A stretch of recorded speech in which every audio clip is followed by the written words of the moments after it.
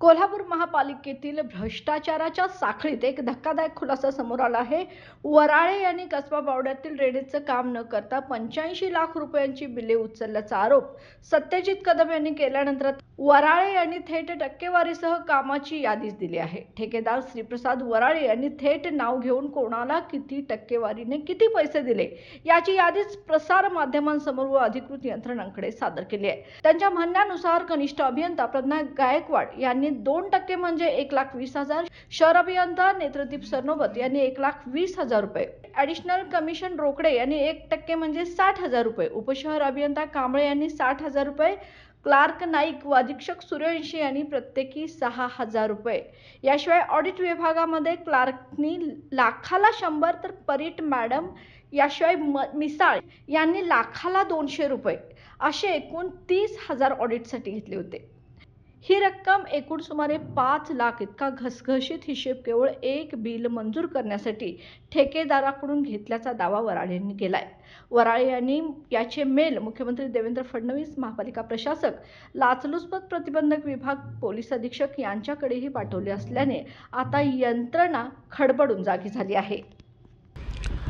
माझ्यावरती आरोप झालेला आहे की कसबा बावडा पूर्व बाजू 2,83,00,000 रुपयाचे जे ड्रेनेजचे काम मंजूर आहे त्यातलं मी 85 लाख रुपयाचे काम न करता बिल उचललं।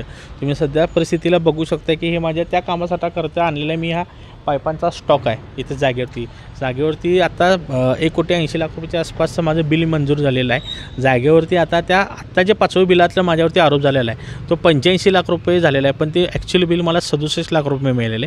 30 ते 35 लाख रुपयाचं या मटेरियल आणि तिथल्या जागेवरच्या कामासकट त्याची रक्कम होती आणि 30 ते 35 लाख रुपये ॲडव्हान्स स्वरूपात मला दिले। जशी कामं ॲडव्हान्स होतात त्या स्वरूपात पैसे खर्च होणार ह्याच्या यानं मला ते ॲडव्हान्स म्हणून दिलेले आहे। त्या पैसे मिळण्याच्या यानं मी वेळोवेळी तत्कालीन शहर अभियंत्यांना 2% 1,20,000, प्रज्ञा गायकवाडांना 1,20,000, 60,000 उपशहर अभियंत्यांना, पवडी अकाउंटमध्ये प्रत्येकाला लाखाला 100, ऑडिटमध्ये प्रत्येकाला म्हणजे तिथं सगळा धरला तर 30 लाख, अतिरिक्त साहेबांना 60,000 रुपये असे हे बिल मिळण्यासाठी रितसर पैसे देऊन हे माझं बिल अदा झालेलं आहे। त्याच्या काही खोट्या सह्या नाहीत। खोट्या सह्या असल्या तरी ऑनलाईन बिल कसं पास झालं याची त्यांनी चौकशी करावी।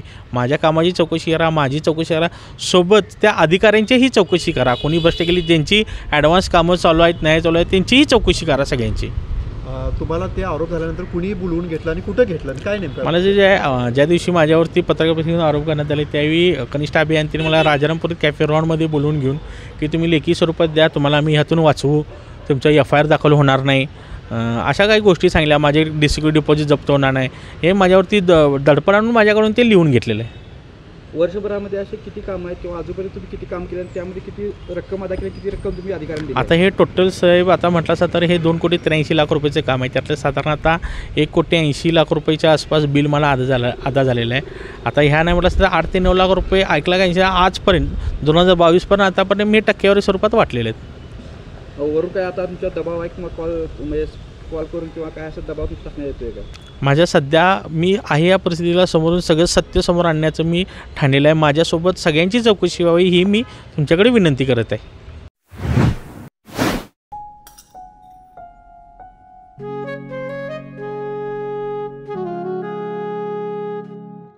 बाबा, आज येताना बासुंदी घेऊन या ना। अगं, कालच आपण आईचा वाढदिवस होता म्हणून आणली होती ना। ऐकलं, गोकुळची बासुंदी पुन्हा खावीशी वाटतेय। खरं सांगू, मलाही खावीशी वाटतेय।